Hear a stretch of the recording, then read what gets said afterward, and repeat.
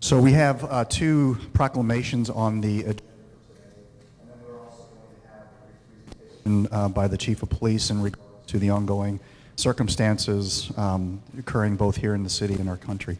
The first note is the day of the 2020 OUSD graduate.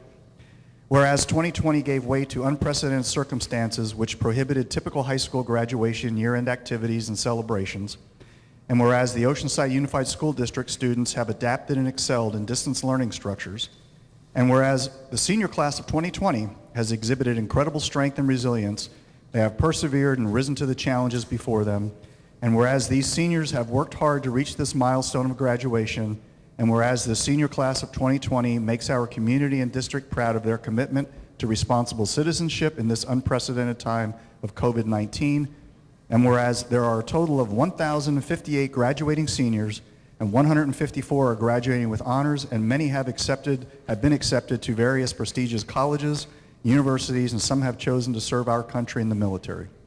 Now therefore be it resolved that I, Peter Weiss, Mayor of the City of Oceanside, on behalf of the entire City Council, do hereby declare June 11th, 2020 to be Day of the 2020 OUSD Graduate, and I encourage all citizens to support and recognize the efforts this graduating class has put forth and wish them all the best in their future endeavors. And I'll hand this to the superintendent.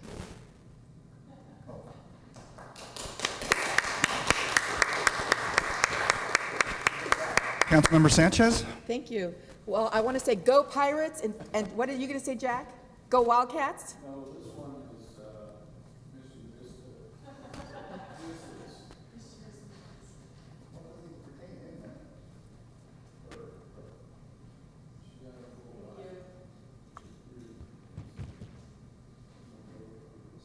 Well, this was the first year that we were actually going to have June Pride Month in the month that it usually is with the rest of the country. And that's June. Oops, sorry. I'm here to talk about June Pride Month here in Oceanside. In the past, it has been, let me just take this off here. In the past, it has been in October, and this was going to be the first year that we have it in June, Pride in Oceanside, to coincide with other cities and with the rest of the country. In fact, this would have been at the same time as 4 other cities in North County, cities of Carlsbad, Encinitas, Vista, and Escondido, all doing the very same kind of proclamation in support of gay pride. So I'm very, very proud. Unfortunately, Max Disposti, the executive director of our LGBTQ Resource Center, wasn't able to come and or do a video because he would have to do one for 5 cities. So he's gone ahead and asked me to do the whereases. So here we go. Proclamation in support of June Pride Month in Oceanside. As we celebrate and declare June as Pride Month in Oceanside, we are reminded that we stand with the lesbian, gay, bisexual, transgender, and queer community in our own city of Oceanside as they declare their own pride in who they are and who they love. June Pride Month is the birth of pride celebrations. We honor the fight of the LGBTQ community through so many years of demanding acceptance and respect at great personal risk to themselves. These protests inspired pride celebrations around the world and sparked the LGBTQ civil rights movement in America. While there has been remarkable progress towards equality in recent years, members of the LGBTQ community in the United States and in the world still face unacceptable levels of discrimination and violence. Transgender women of color in America continue to be killed in disproportional numbers by transphobia, hate, and racist violence, and continue to seek justice. Whereas the City of Oceanside is a multicultural, diverse community comprised of residents and visitors who come from all walks of life and from all over the world, and whereas the City of Oceanside promotes a respectful and inclusive environment where all diversities are respected, included, and celebrated, and whereas the North County LGBTQ Resource Center was founded in 2008, along with its North County Pride, that's Pride by the Beach, and has been an advocate for equality and inclusiveness while providing valuable support and life-saving services in all the North San Diego County region. And whereas since 2008, the LGBTQ Resource Center has served thousands of people every year through counseling services, LGBT competency training to police, hospitals and school districts, human trafficking prevention, services for homeless youth and families, veterans and active duty military support, and so much more. And whereas healthy and dynamic communities in the U.S. see LGBT centers as the drive behind business development, safety, inclusiveness, and pride in our country's heritage and diversity. And whereas pride events in all cities contribute greatly to the local economy, including businesses, tax revenues, and tourism, as well as create a positive and inclusive image of the city. And last whereas the North County LGBTQ Resource Center founded and has hosted North County Pride by the Beach events in Oceanside every year since 2007, and this year will be held as a virtual event on Saturday, June 13th, from 11 a.m. to 1 p.m. for the raising of the flag. Now, therefore, be it resolved that I, Mayor Peter Weiss, on behalf of the City of Oceanside, do hereby declare June 2020 as Pride Month in the City of Oceanside, welcoming and encouraging all North San Diego County communities and LGBTQ families and individuals to virtually come and celebrate together with us this day of June 13th, on the day of June 13th, 2020, dated June 3rd, 2020 at Oceanside, California. And I'm just so very proud that we can do this as a North County region. Thank you.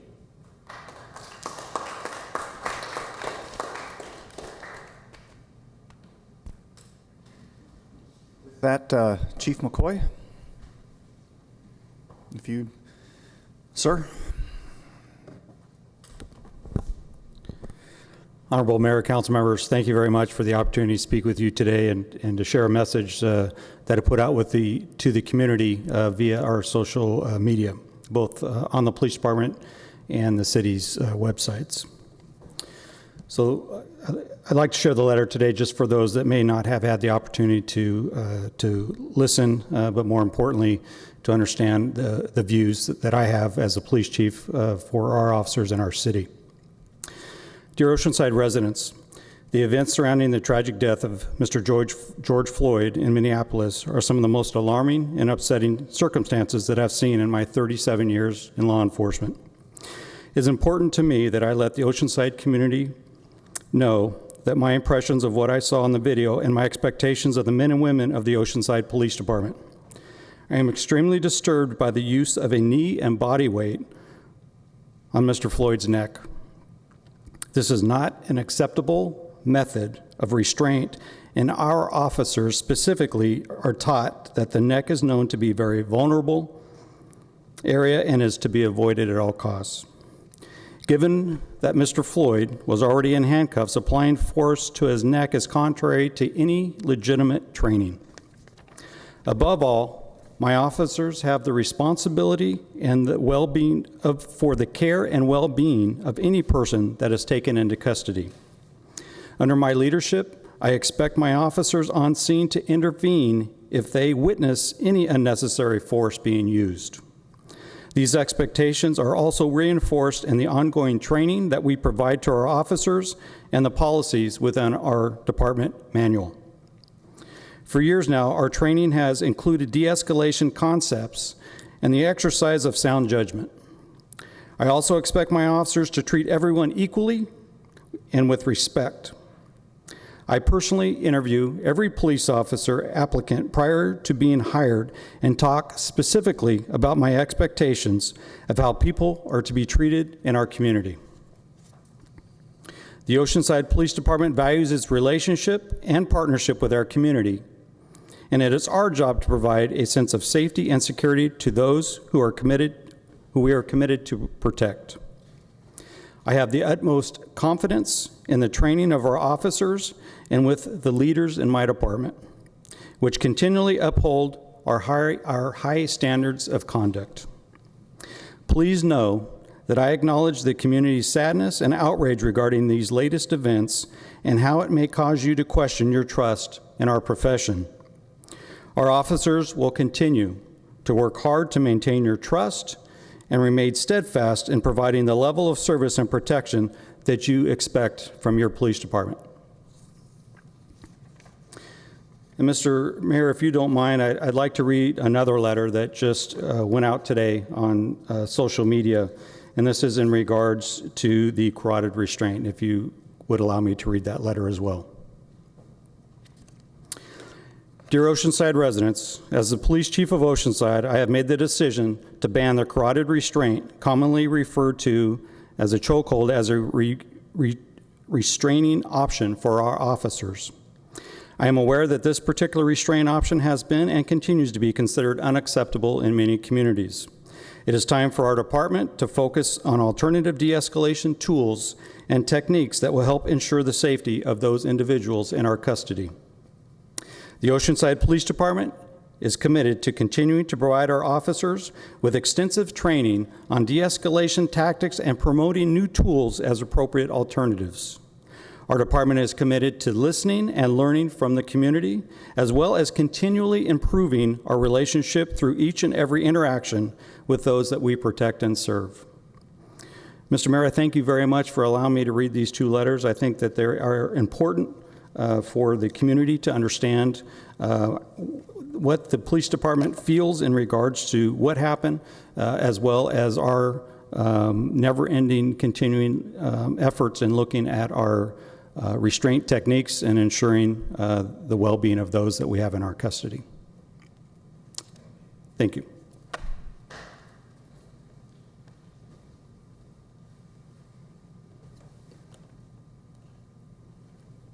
Okay. And I have a statement. I'm not sure if any of my colleagues want to join in after this, but I'd like to say that we are saddened and angered by the senseless death of George Floyd. We offer our deepest sympathies and prayers to his family, the community of Minneapolis, and all those across the country who are grieving. Californians have been touched by this killing that threatens the collective progress we've made in fostering trust between law enforcement and the diverse communities that they serve. It is my hope that the justice system will honor Mr. Floyd's life by holding accountable those responsible for his death. I'm grateful to our police department who are keeping our residents and communities safe during these painful and difficult times. There is no place for those who are exploiting the circumstances with looting and violence, and we hope they end that process and continue their peaceful protests as they have every right to do. Thank you. I have a statement too. Councilmember Sanchez. Thank you. And I think that we all have felt the horror of having an actual video of the torture and the killing of a black man by white police officers. 9 days ago, the world witnessed the most extreme brutality of racism, the torture and killing of George Floyd, a black man, while bound and tied, suffocating under the weight and at the hands of 3 white police officers. I stand with Black Lives Matter and the Floyd family in demanding justice. I stand with the African American community of my hometown of Oceanside, who are feeling the pain and suffering of centuries of slavery, racism, and disparate treatment. This is a shocking reminder, as if we needed to be reminded, that none of us are free until every corner of our country is free. We stand together. In Oceanside, we've worked hard to address disparate treatment by our police department. In 2006, a few members of our communities of color met with then newly appointed Chief Frank McCoy and urged him to implement community policing. He promised us that he would make every police officer within the department a community police officer, that it would become a desirable position so that the best officers would want to apply, until every single one was a community police officer. He made good on that promise. We urged him to recruit and train officers that are reflective of our diverse community, and we urged him to address equality issues within the department and in the community with community liaisons. This is a very different police department from 20 years ago. Equality training has been implemented, with community liaisons an integral part of the organization. This is an ongoing process, and we must be vigilant. We are a diverse community. In this month of June alone, we would be celebrating the 19th annual Phil Am Cultural Celebration right here in our Civic Center, but for the pandemic. We would be celebrating the 24th annual San Luis Rey Mission Intertribal Powwow, always held the second weekend of June. We would be celebrating Juneteenth by the North San Diego County NAACP, an organization that was started in Oceanside in 1965, 55 years ago. In September, October, we would celebrate National Hispanic Heritage Month with several festivities, including the 16th annual Noche Mexicana. And in November, we would celebrate our city's Native American roots of the Liceño Band of Mission Indians via a proclamation in honor of National Native American Heritage Month.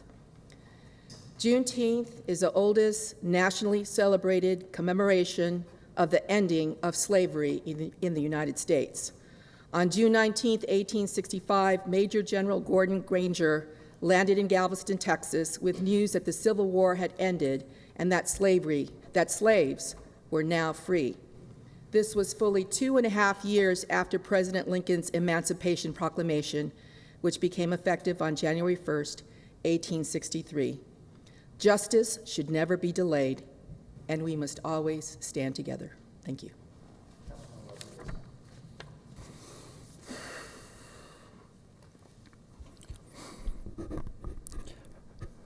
Protest is the language of the unheard, and there are too many American voices going unheard.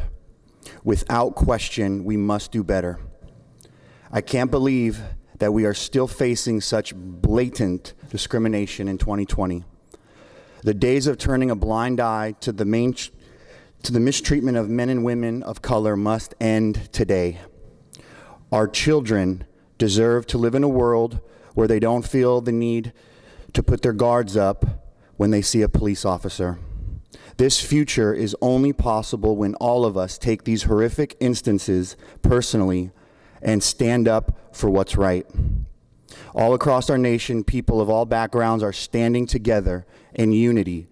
This is what Dr. Martin Luther King dreamed of. Thank you. Councilor McClain. As a former Oceanside police officer, I was hired by Chief McCoy shortly after he came from Long Beach. And so after hearing what my colleague, Councilmember Sanchez, said and what the chief said, I only want to echo that. Oceanside has done an incredible job of being a community police department. We have we have made that a priority, as it should be. I was part of our community policing team. And the different interactions we have with our community and building trust by transparency and partnerships has been incredible. But it doesn't mean that it stops there. It's our continuing effort to do better, improve training, improve hiring, and it's going to be a challenge going forward, but that's what our citizens deserve. I truly believe we hire the best officers, we train them the best, but then most importantly, we also hold them accountable. We expect the best from them. We're going to continue to do that. Thank you. Deputy Mayor Feller. Thank you. I will echo all of my colleagues. I live with the threat of racism just in my family. They are the greatest advocates for peace, and I just can't tell you how proud I am of a family that is so strong that this hurts their heart, these protests, and for the need for it, the need for having the protest to right wrongs that seem to happen all too often, and I'm with our police department and our management staff for this city are second to none as far as the treatment of people and the effort they put into making sure that Oceanside is a great place to live, work, worship, and play. I can't thank the public safety enough for keeping this safe. And I think that's probably what's going to stand out most as we go through the end of this pandemic, and that we are going to survive because of what we have done for the community members in this city. I just thank my colleagues for expressing it, and that we are all on the same page. With that, God bless America and Oceanside. With that, we'll get to the business of the council. Mr. Mullen? Thank you. I'll give the closed session report for both the regular council meeting at 3:30 and then the concurrent special meeting that was held as well. The council met in closed session to discuss the status of labor negotiations with the Western Council of Engineers, the Oceanside Fire Association, Oceanside Fire Management Association, and the management employees of the city of Oceanside. There was discussion and direction on each four of the groups, but no action to report under the Brown Act. The council also met to discuss two real property items. The first involved 3131 Oceanside Boulevard, negotiating parties City and Oceanside Unified School District. There is no action to report on that item. Also, the council met on 1403 Mission Avenue, negotiating parties City and Solutions for Change. Again, there's no action to report under the Brown Act for that real property item. Council did meet on conference with litigator on the workers' compensation cases involving Anthony Chapman. Those are cases 17-132-069 and 14-548-346. There was discussion and direction, preliminary approval of a resolution, but no final action to report under the Brown Act at this time. Finally, with respect to the special meeting, the City Council met in closed session to discuss a threat to public facilities and to hear a briefing from the police chief. And again, nothing else to report beyond that. Thank you. Thank you. With that, we'll go to our consent calendar, which are items 5 through 16. Mr. Navarre, do we have any? We only had one public item on number 14, but they did not wish for their comment to be read into the record at this time. Councilmember Sanchez?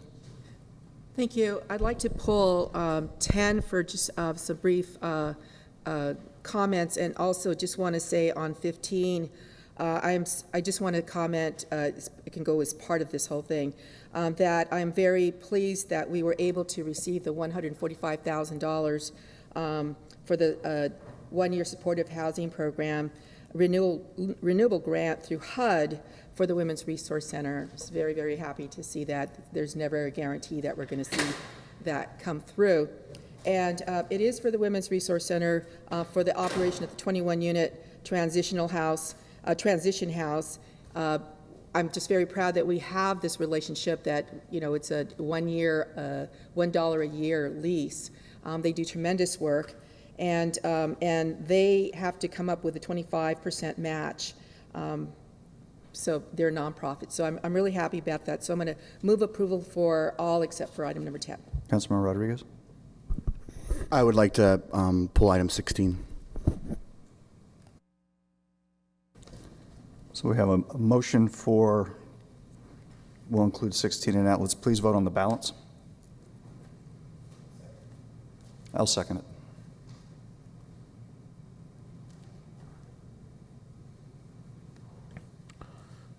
Motion approved, 5-0. Item 10.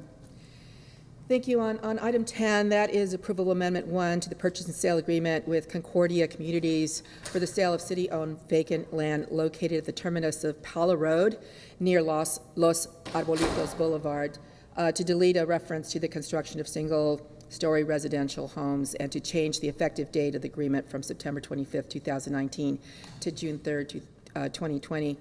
And my brief comments are these.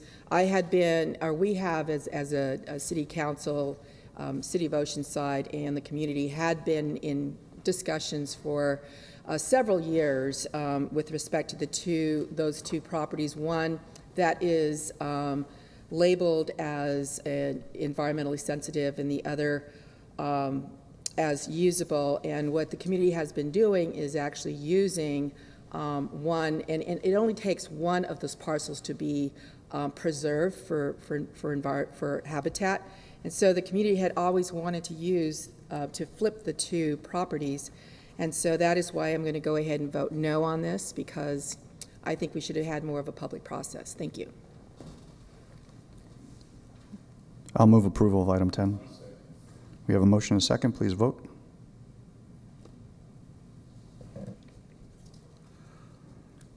Motion approved, 4-1. Sanchez, no. 16, Councilmember Rodriguez. Don't want to take up too much time, but I do want to bring some attention to this item. I think this is huge for the city of Oceanside. Just a little history quickly, back at our April 1st meeting, we were in discussions on different ways of helping our small businesses, and I know surrounding cities have more formal policies on the public donating real property, cash contributions, funds to the city. And so we wanted to, I made a motion, we got support on the dais. Staff has done a phenomenal job of actually creating a policy with respect to the city of Oceanside accepting donations and gifts, which, by the way, are tax deductible. Is that correct, John Mullen? Yeah, as long as they're used for a public purpose, and presumably every gift to the city would be for a public purpose. Wonderful. So you can get your tax-deducted donations. Again, the purpose of this policy to establish guidelines and formal process for accepting gifts and donations to the city in a responsible, transparent, and accountable manner. This policy provides guidelines when individuals, community groups, and businesses wish to make donations to the city. This policy also establishes the standards for city employees and city officials regarding the acceptance of these gifts. And so I think this is a great move. I'm glad that this is on the consent calendar, and I'm hopeful we'll get full support on this. And I have a question for the city manager with respect to getting this out there as a more public item to the community. For example, we could have leveraged something like this to the private sector on making donations to help small businesses. They could have made those donations, and we could have participated with something a little, we could have done that, but this kind of sets the stage for that. And so any plans on having this on the website somewhere, or a page specific for this for individuals that can, easily donate if they decide to the city? So Councilmember Rodriguez, Mayor, and council members, all council policies are posted to the website, but in this case, we can certainly provide additional information on our COVID-19 webpage, and as appropriate, whenever an emergency occurs or an event occurs, we can make sure that we do share information with the community as appropriate at that time. I think I was more, thank you for that. I was more leaning toward a consistent static page that's available and easily accessible for public view for individuals that want to know how to donate to our city. Councilmember, we can certainly take a look and see what might be appropriate. Wonderful, thank you. So I would like to make a motion on item 16 for approval. Second. Motion and a second. Please vote.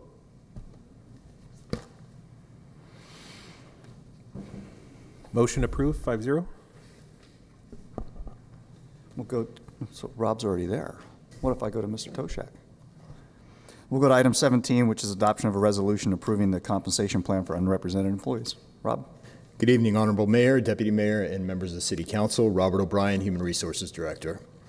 Before you this evening is a proposed revision to the existing compensation plan for unrepresented employees that was originally approved and adopted in July of 2019.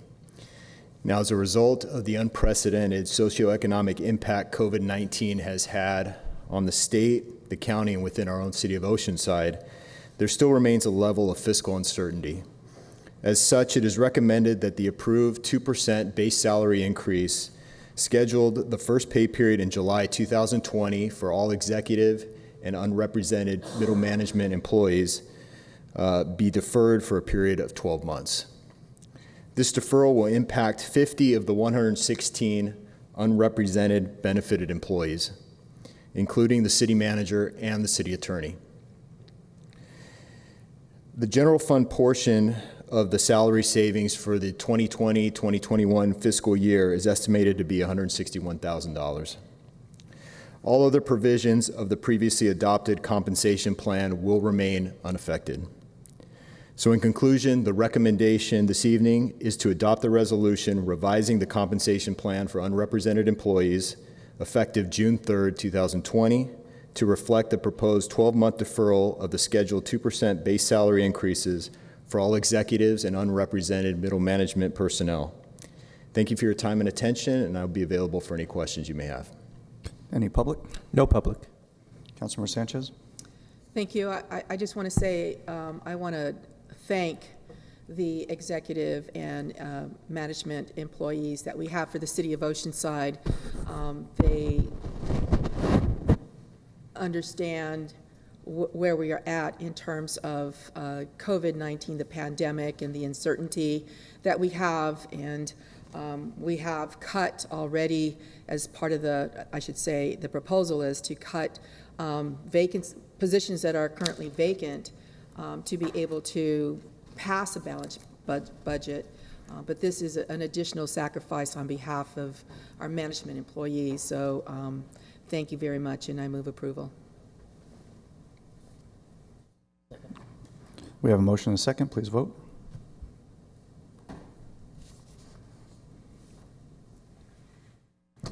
Motion approved, 5-0. Go to 18, which is authorization to award a contract in an amount of $4.6 million for the annual overlay project. Mr. Toshak?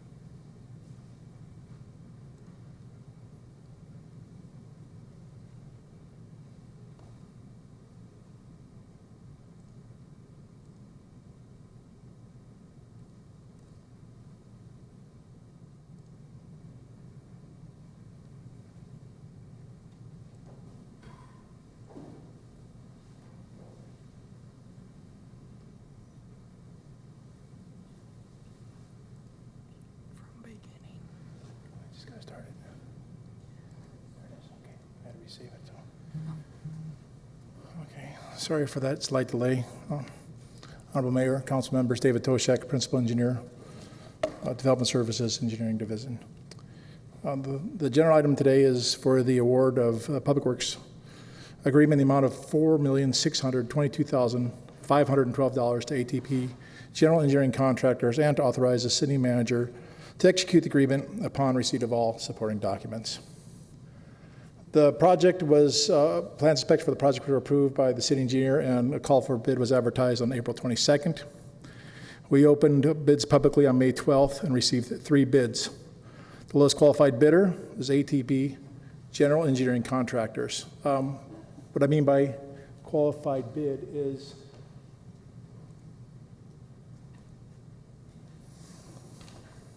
what I refer to as lowest qualified bidder is the bidder that, after staff analyzed the bids, we found to be responsive to the contract documents. So they were, met all the requirements, insurances, and clauses for the contract. The streets were selected using our city pavement management program and citizens' comments.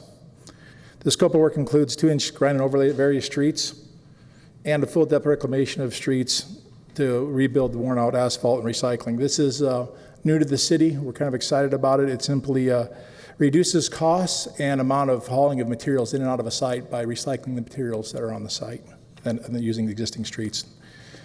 The locations this year, in District 1, and again, this is a citywide project, and it's kind of combined with our slurry seal project, combined to make our pavement management program. So our overlay program consists of Mission from the I-5 bridge to Horn, and the Rancho Hermosa community. This Rancho Hermosa community is where we'll be doing the full depth reclamation, along with Industry Street in District 3. District 2, we'll be doing a lot of slurry seal projects. That's, again, putting a slurry seal to preserve the pavements that are in good condition. That will be presented to you on June 17th for award of that contract for the summer as well. District 4 is the westbound Oceanside Boulevard from Corporate Center to Rancho Del Oro. Our overlay projects have and will continue to include ADA ramps. While we're doing our pavements along the streets, we have to look at ADA compliance ramps that might be outdated, so we replace ramps as we go along those areas and street segments. The construction is scheduled for early summer to late fall. This is a slight change in the way we look at work. For years, we were doing work near the end of the year into the winter time to minimize public inconvenience. But we find that working in the summer months with warmer temperatures helps the asphalt, and I think we're going to get a better service life. So we won't be going back to streets in 12, 15 years. We might be able to get a 20-year service life out of these streets by doing the work in the summertime. Temperature is very important to the way we to the delivery of asphalt, the way it's laid down, to the way it's broken down to recompacted. So we really look forward to taking the advantage of the warmer months. The engineer's estimate was $4.9 million. This is kind of important to us because the way we bid the project was a base bid with bid alternatives. Since the amounts came in from the bids were low enough to include the alternates, we did. So this is sometimes we give ourselves some flexibility to award based on the costs that come in. Sometimes they're kind of volatile with the environment that we're in. So we're lucky enough to be adding the bid alternatives this time. The funding sources are Transnet, SB1, and Measure X. And SB1 and Measure X are about $2 million each toward the $5 million worth of effort that we're going to make this year. So staff recommends to City Council that we award the contract to ATP General Engineering Contractors in the amount of $4,622,512. And we ask that and recommend that the authorization of the city manager once we get the supporting documents. Thank you. That completes my presentation, and I'm available for any questions that you might have. We have any public? No public. Councilmember Sanchez? Thank you. We usually just do it with Transnet dollars, and I'm really happy that we're able to have SB1 and Measure X funding for this to be able to, because this is very critical work, especially after those rains that we had. So I'm going to move staff's recommendation. Thank you. Deputy Mayor Feller? I'll second. David, I couldn't tell in my reading, because it's a fairly short makeup, but Rancho Hermosa, are you slurry sealing those streets, or is that going to be overlay? Councilmember Farrer, or Deputy Mayor Feller, this location is where we'll be doing the full depth reclamation. So we're actually going in there, bringing a grinding machine, taking the materials that's there, grinding it into the subgrade along with the subgrade, and then coming in with an overlay on top of that product. So it's a little more extensive than our typical overlay. Our typical overlay will grind the edge and we'll grind the transition joints and just put asphalt on top of the existing asphalt. In this case, we're actually kind of restoring the pavement underneath the asphalt and bringing a new riding course on top of that. Yeah, their streets have deteriorated severely, so I was hoping it was that. I couldn't tell from and Industry Street will look like a whole new shopping or industrial area if you get. Yeah, and the full depth of reclamation, the Deputy Mayor, is good for that location because we're able to put traffic on right away. It's like we're digging a big hole and then not being able to put the industrial equipment onto the concrete trucks and the waste management trucks on there. Yeah. We can get traffic back on that road sooner. Okay, very good. We have a motion and a second. Please vote.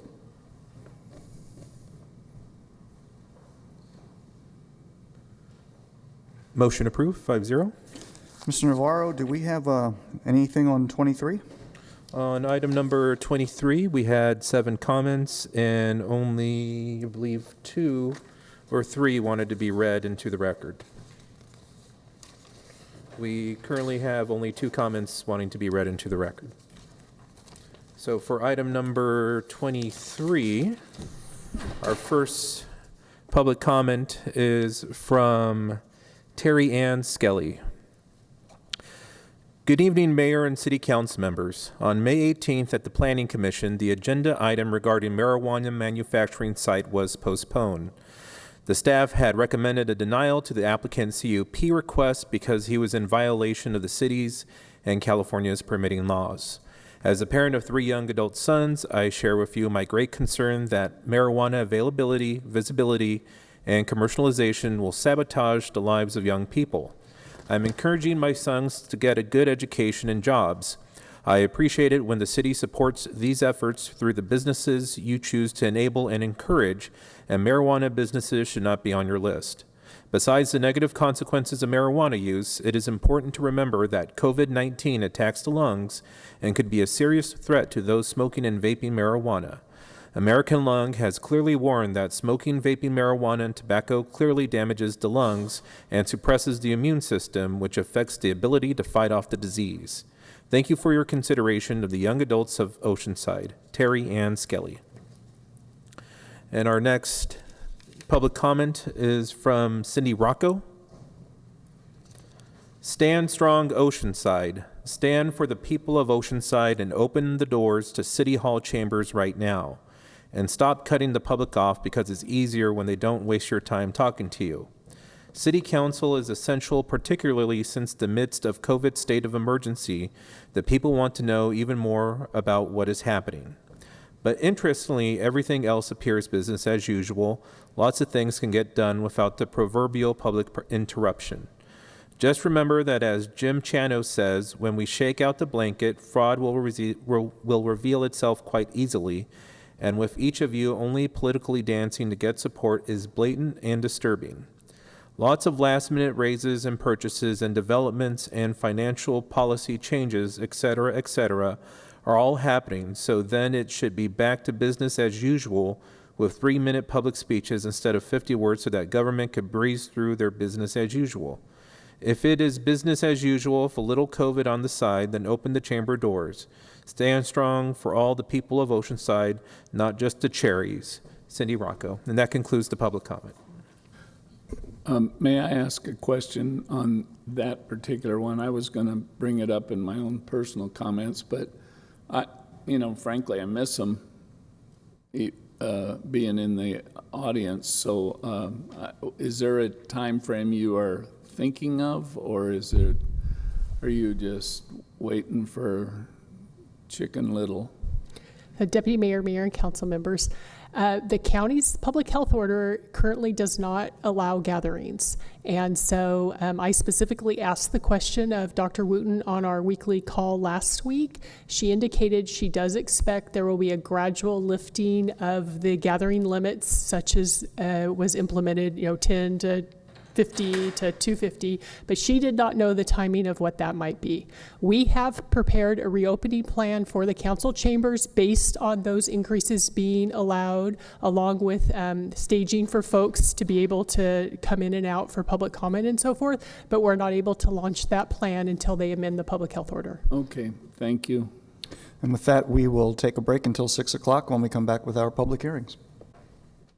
Item 19, which is the adoption and acceptance and approval of a whole series of actions in regards to the city's 2020-2021 budget. I will open the public hearing and start with disclosures. I've had plenty of meetings with staff. Numerous meetings with staff and the community. Staff, we had workshops, community input through emails. Staff, all the meetings that we've had, and also from the public. Staff, community.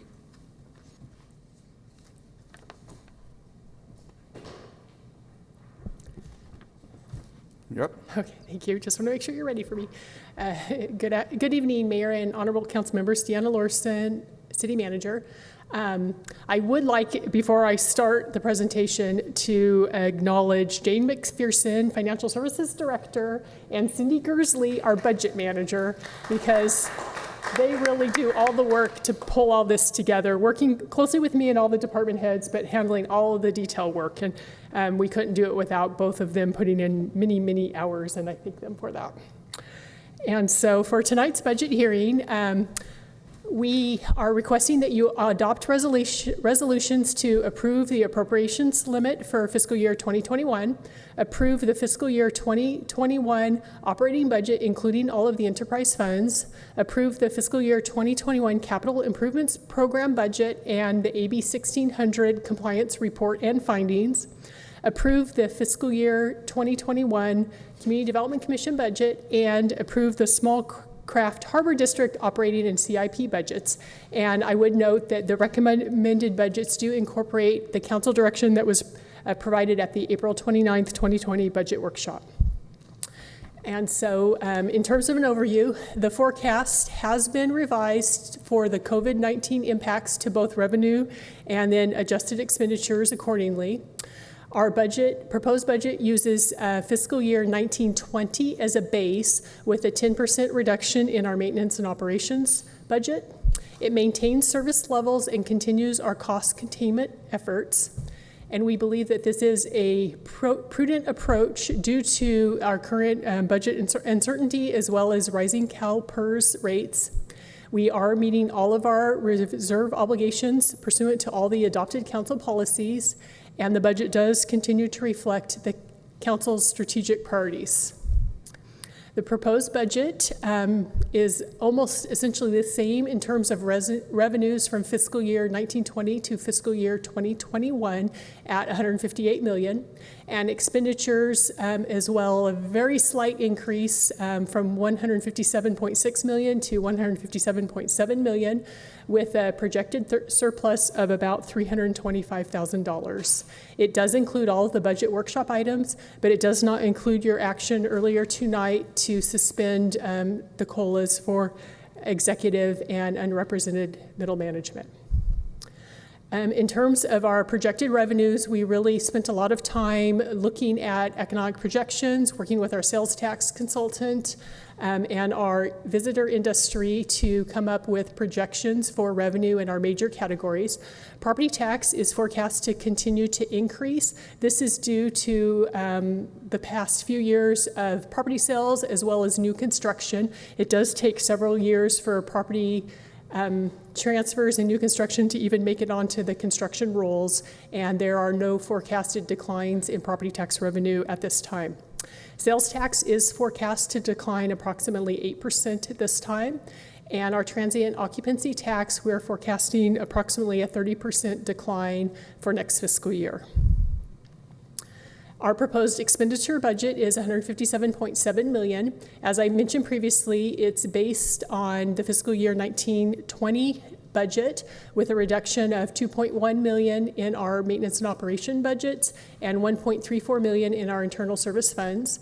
It also includes $4.3 million in salary savings from vacant funded positions. It does include all negotiated and known personnel and benefit increases, including PERS.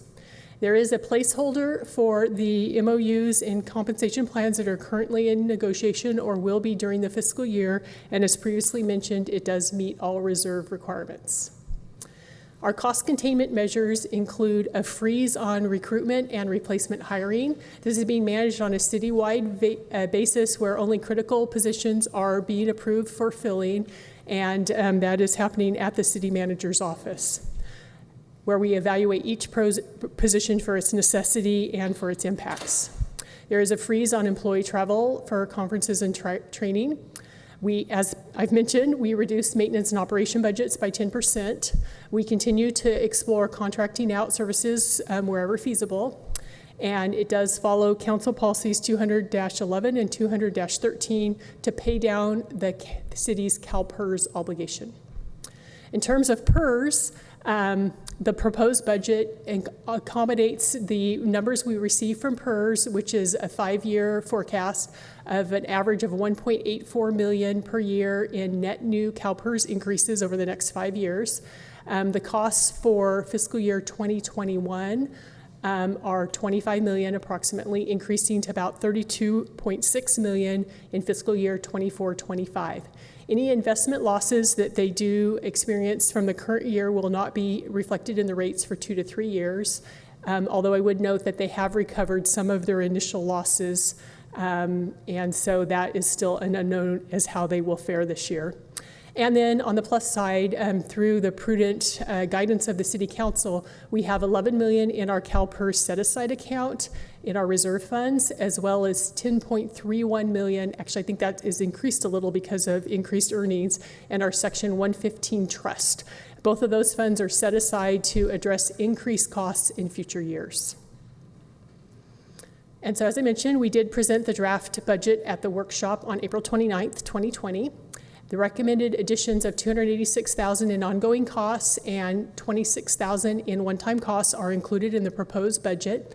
And we've also provided the City Council requested information on salary savings, which is in attachment L in your package, and on council aids, which is included in attachment M. And we are requesting direction via a motion regarding the council aids. And so this is a balanced budget. It's based on the best information that we have at this time, but it's not a painless budget. Continuing to keep positions vacant does put more stress on our current workforce. It does impact some of our response times. In addition, having cuts to our maintenance operation budgets does require that we find workarounds and we do our best to live within our means. But it is a balanced budget. It is based on the best information we have at this time. And so we are recommending that you adopt resolutions to approve the appropriations limit, approve the operating budget, including the enterprise funds, approve the Community Development Commission operating budget, and approve a lump sum prepayment to CalPERS estimated at $17.1 million for our annual required unfunded liability contribution, and that will provide approximately $588,000 in savings that would be applied to our CalPERS unfunded liability.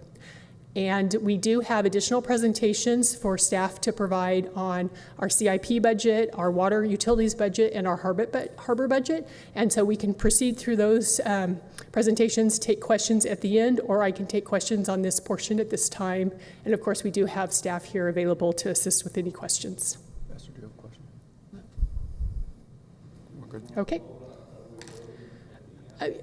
You can do it all at once, yes. So with that, we will have Michael Gossman come up and present on Measure X.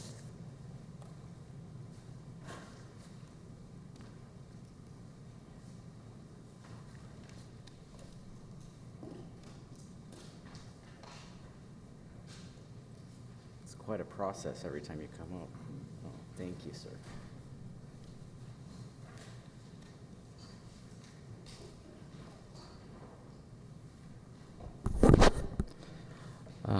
Mayor, council members, I'll just give you a brief update on Measure X, where we are, what the proposed budget is for year 2 of the Measure X. As you all are aware, Measure X was approved on November 6, 2018. It increased the sales tax rate by 0.5%, went into effect April 2019. It's really slated for enhanced police and fire services, improved infrastructure and roads, and homeless assistance. Although it is a general tax and can be used anywhere, this is what the measure itself laid out. It also specified that a Citizens Oversight Committee would be appointed to advise the council and review spending plans. And on May 14, 2020, the Measure X Citizens Oversight Committee endorsed and unanimously recommended approval of the fiscal year 2021 Measure X spending plan. The Measure X spending plan for year 2, 2021, is $11.2 million. Total revenue available for year 2 is roughly $14.8 million.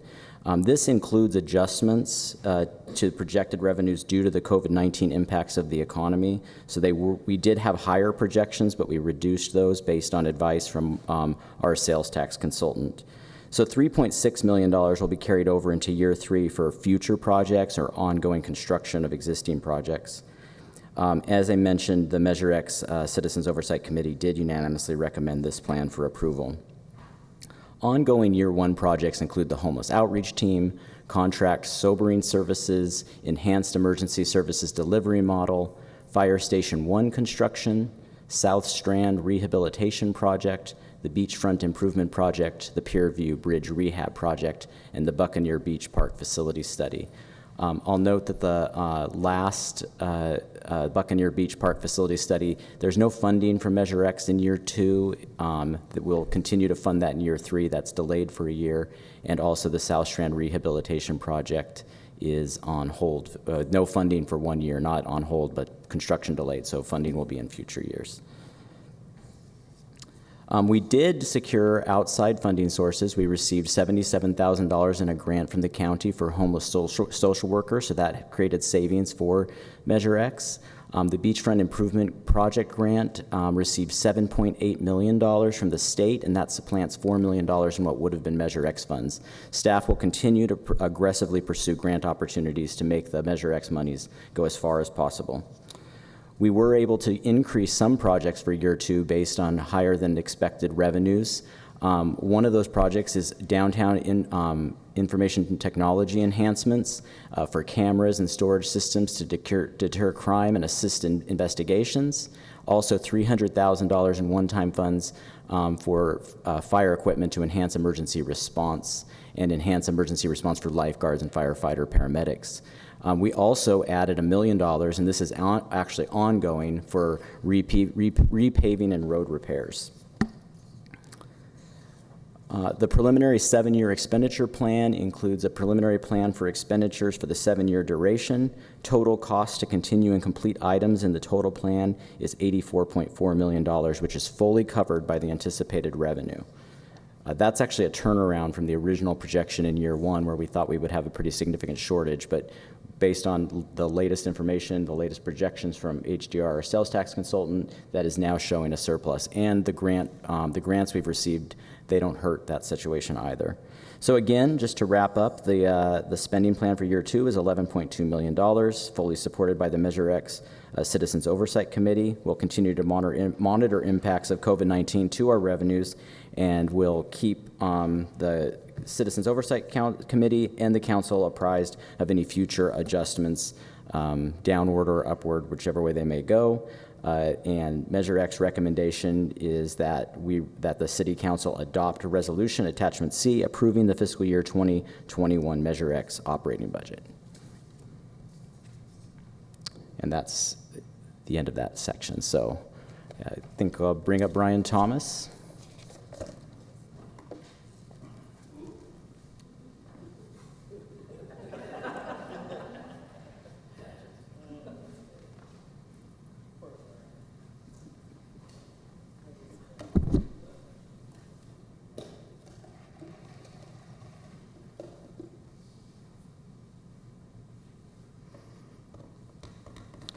Good evening, Honorable Mayor and City Council members. This is a recap of our capital improvement project budget for the current, or the next fiscal year, 2021. The overview of our program consists of Transnet, thoroughfare and signals, drainage districts, citywide drainage, SB1 parks, municipal buildings, water, sewer, harbor, Measure X, miscellaneous, and grant funding sources. Our fiscal year 2021 budget is estimated to be just short of $299 million, with almost $93 million in new allocations.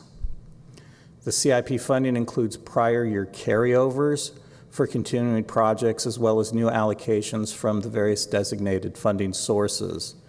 Our funding sources include grants, taxes through gas tax, Transnet, and SB1, development impact fees, our enterprise funds through sewer, water, and harbor, as well as the general fund.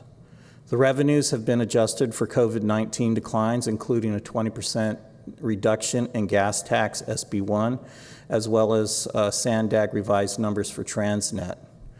We have included Measure X projects in this final budget. Some of our major new and continuing projects includes our annual slurry seal and overlay projects, the College Boulevard between Vista and Old Grove and Thunder Drive South road construction, various storm drain improvements, downtown water and sewer line improvements, structural analysis and rehabilitation of reservoirs, Buccaneer Lift Station and Force Main, San Luis Rey building upgrades, our food waste to energy program, the recycled water line assessment for Fallbrook, our automated meter infrastructure program, as well as Pure Water Oceanside Phase 2. Our pie chart breaks down the approximately $299 million. At this time, staff is recommending City Council approve a resolution for fiscal year 2021 CIP budget under Attachment D and to accept the annual AB 1600 compliance report and make findings regarding the expenditure of the development impact fees under Attachment A. And with that, I'll turn it over to Ms. Dale.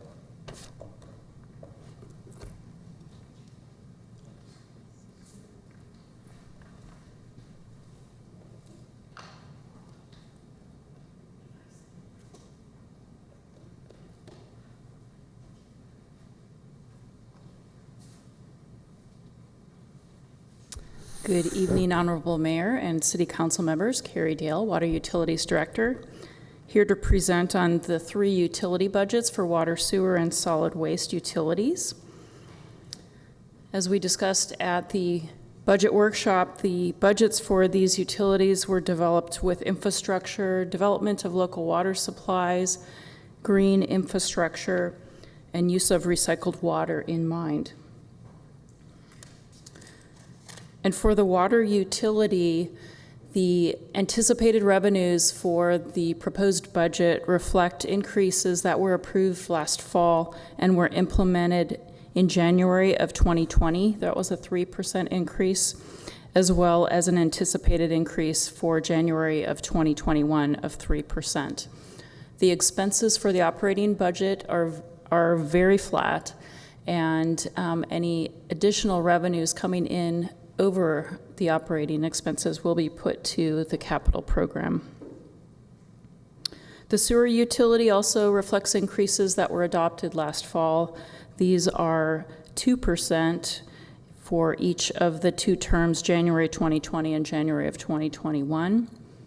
As with the water utility, the expenses in the operating fund are relatively flat. The revenues do reflect the 2% increase that was implemented in January. In the solid waste and recycling utility, revenues reflect a 2.43% advanced CPI, which was effective in January, as well as increased revenues as a result of implementation of the organics rates. The budget also includes the use of $416,000 in reserves, and expenses reflect increased programs that are being implemented as a result of the organics mandates. I did also want to mention COVID-19 impacts to the utility. Right now we're doing very well. We are considered essential services. We have not had foreseeable impacts on operations. We have implemented several mechanisms to ensure that we do stay healthy and are able to provide services to the public, including staggering our employee shifts, telecommuting for quite a few of our folks, as well as prohibiting some of our large gatherings. On the revenue side, some of the things that have impacted our revenues are an executive order that was signed by the governor restricting water shutoffs during the COVID pandemic. And although staff expects accounts receivables to increase as a result, the delinquent accounts are being monitored weekly, and accounts receivable have been, we've been fairly pleased with how the revenues have been coming in. We are anticipating increased revenues, increased write-ups for fiscal year 21-22, and we can absorb a small amount of decreased revenues and defer some small projects in the future if needed. With that, staff's recommending that City Council adopt a resolution approving the fiscal year 2021 water utilities operating budget included in attachment B. And with that, I'll ask Lindsay Leahy to come up and do her portion.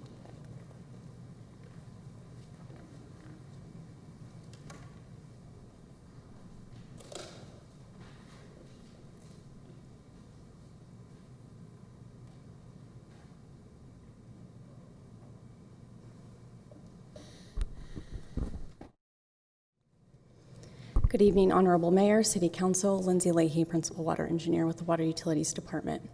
Here tonight to present the Water Utilities Capital Improvement Project proposed budget.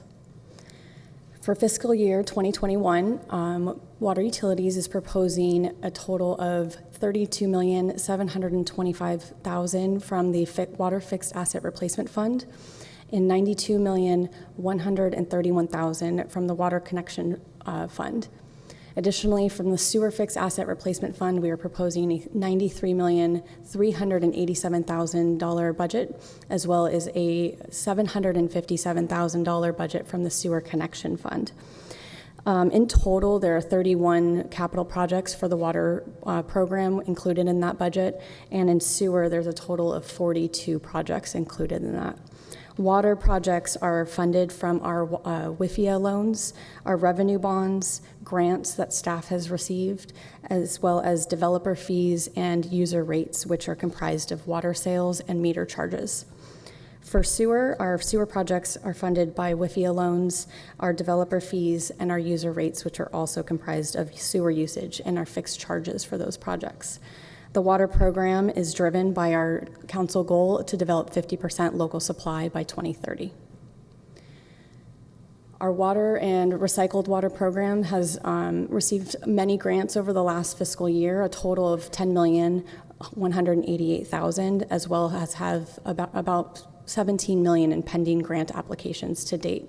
I will note that this does not include the WIFIA applications that have been accepted for WIFIA loan, as well as our Metropolitan Water District Local Resources Program funding.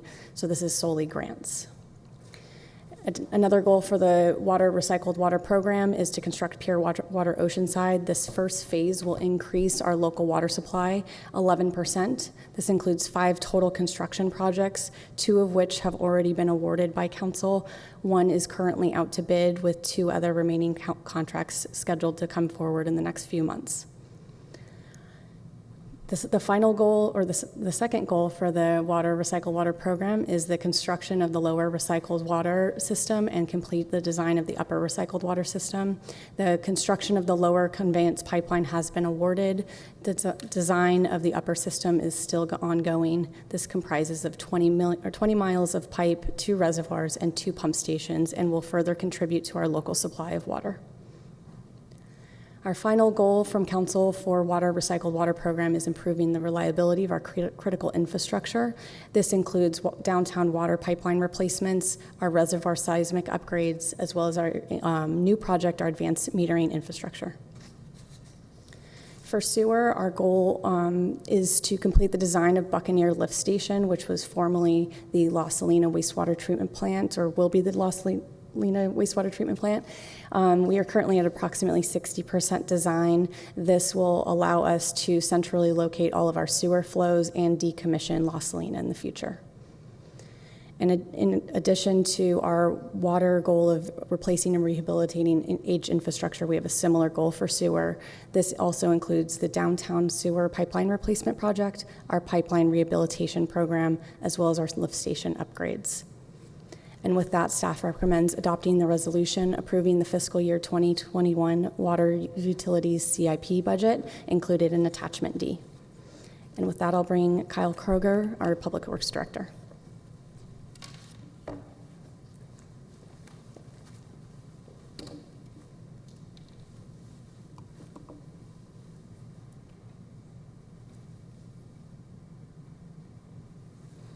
Honorable Mayor, council members, Kyle Koger, Public Works Director. I'm going to quickly run through our Harbor District operating and CIP budget for fiscal year 2021. The majority of our revenue in the harbor comes from three places: the slip renters, the harbor facility leases, and parking. We have some other fees, inspections, and other income. It basically comes up to just under $8.6 million is what we're projecting for the next fiscal year. Our expenditures match that, with the majority of them coming from maintenance staff, police, and our admin staff. We also have a Tideland lease that it's basically the lease that the harbor pays back to the city. Lifeguards, property management, and a couple other fees that also comes up to just under $8.6 million. The savings that is realized from the difference between the revenues and expenditures is used for our capital improvement projects. And we are currently permitting and design phase of the J-dock replacement, and we hope to move to construction this next fiscal year. That'll be the big project for the year, and then we have some other smaller projects going forward, parking lot repairs and some riprap design. And with that, staff recommends that the City Council adopt resolutions approving the Harbor District Operating and Capital Improvement Program budget for fiscal year 2021, attachments G and H, and we're happy to answer any questions you might have.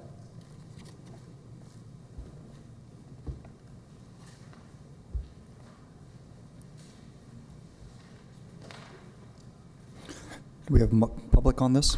There is no public. Councilmember Sanchez? Thank you. Well, I appreciate staff taking a second, third look into what the current status is of our revenues and anticipating as much as anybody can anticipate in something so novel as a pandemic. This is basically a rollover, but certainly when you can't fill vacancies and you're cutting 10% of the M&O, that is definitely going to be something that we all feel here at City Hall. I know that our employees work very, very hard and care very, very much about the services that they provide the public, and I believe staff did indicate that levels of the response times may be impacted by this. I mean, who knows, maybe a later time we can review this if things go back up to where they were going, because we were doing so well. I would like to make a motion with respect to the first 9 recommendations from staff, and then perhaps do the council aids as a separate item. So I'd like to go ahead and move adoption of the various resolutions, items 1 through 9. And I thank the city employees and staff and management as we go through this very tough time, and the public too. Thank you. Councilmember Rodriguez?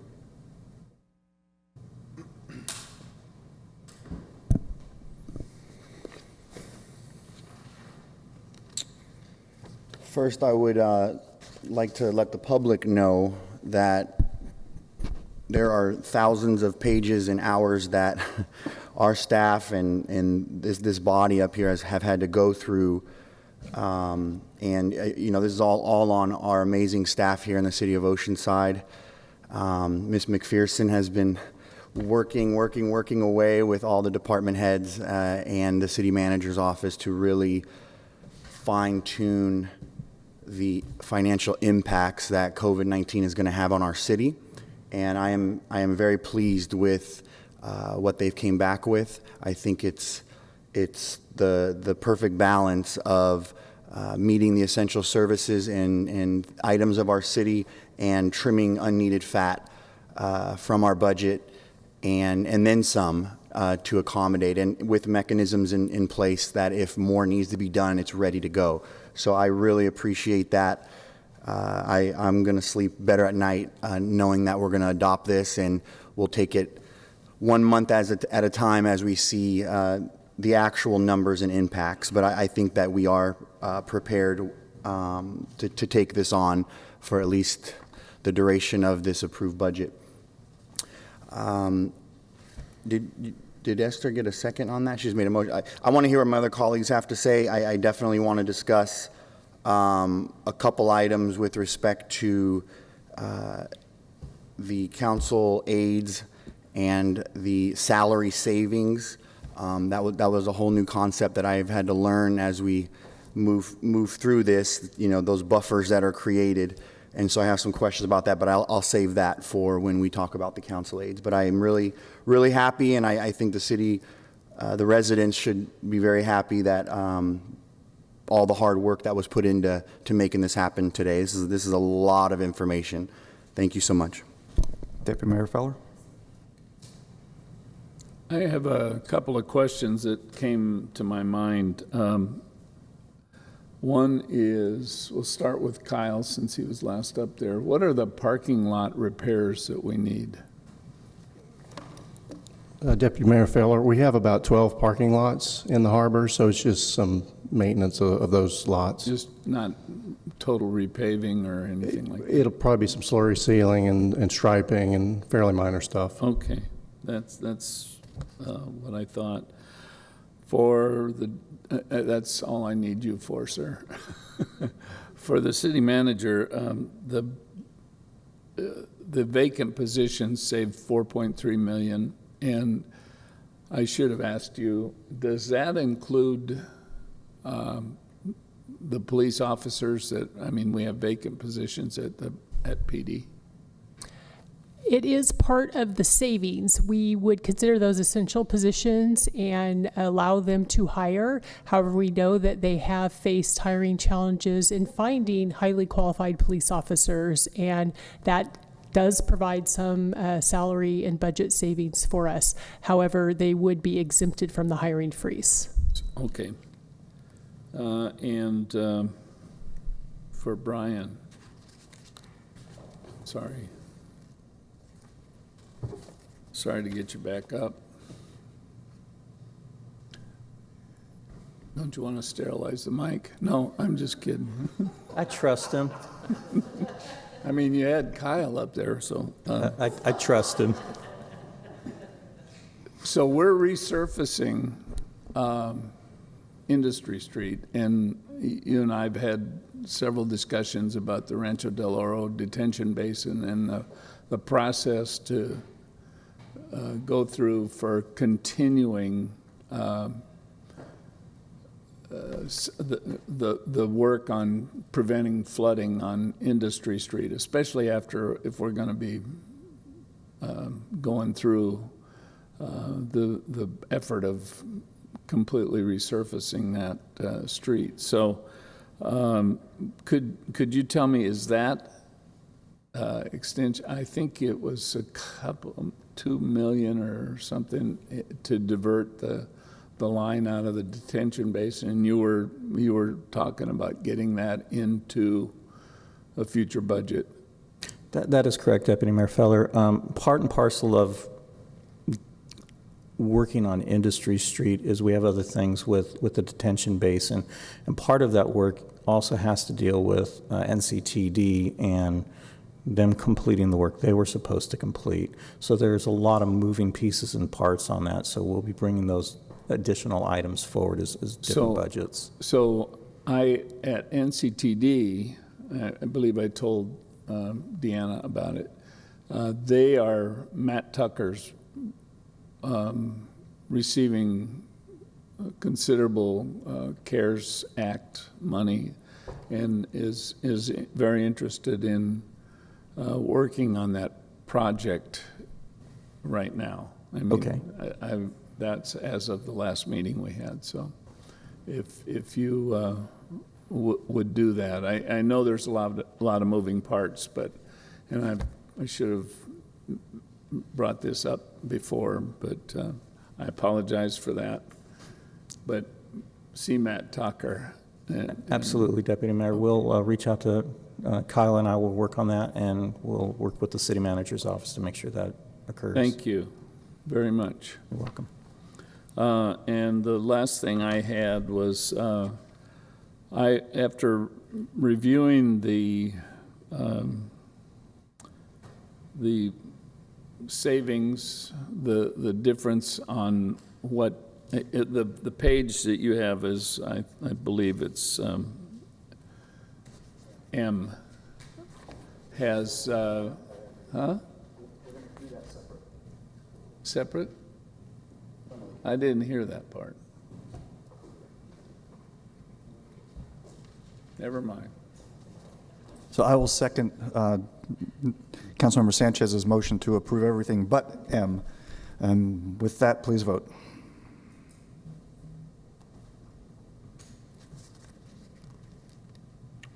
Motion approved, 5-0. Now, M. Oh, Councilmember Rodriguez. Push. Okay. So I've had the privilege of having a legislative aide for all these years. There is no finer person.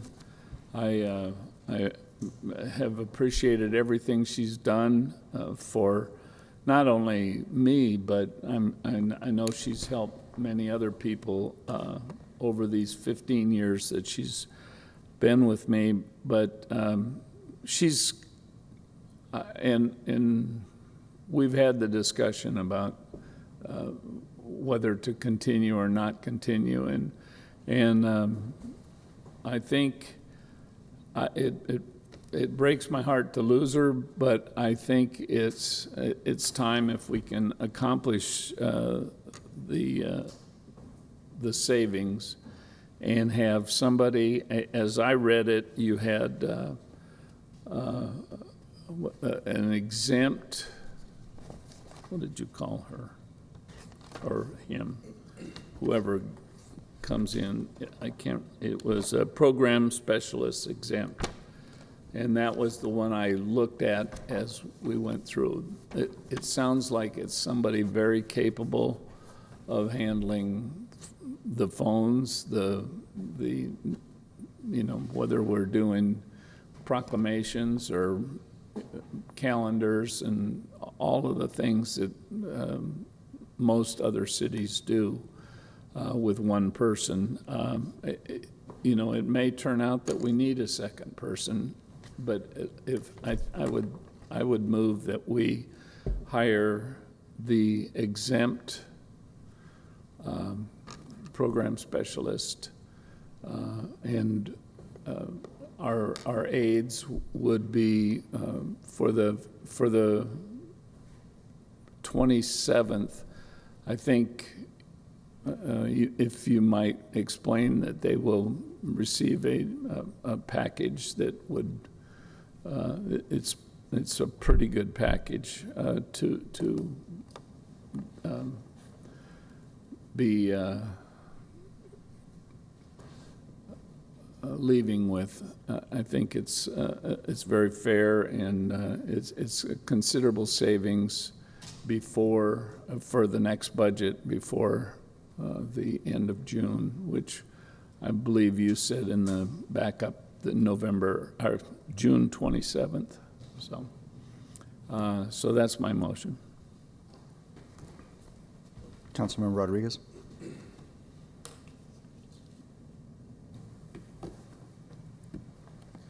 In the spirit of compromise and common ground, I know Esther has shared that, Councilwoman Esther has shared that she really likes having her aide, and I respect that and I appreciate that. And I think as an elected official, with all of our lives, this is a part-time position. I don't think the public really knows this is a part-time position. I have a full-time job.